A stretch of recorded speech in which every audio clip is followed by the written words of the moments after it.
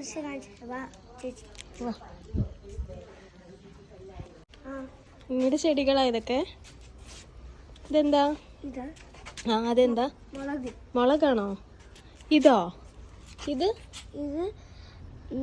Cauliflower, വെണ്ടയ്ക്ക, button റോസാണോ? ഇതൊക്കെ നിനക്ക് എങ്ങനെ അറിയാം? നീ എങ്ങനെ പഠിച്ചതൊക്കെ? ചെണ്ടുമല്ലി. ഇതാണ് ഗൈസ് കരിമ്പ്. സൂപ്പർ.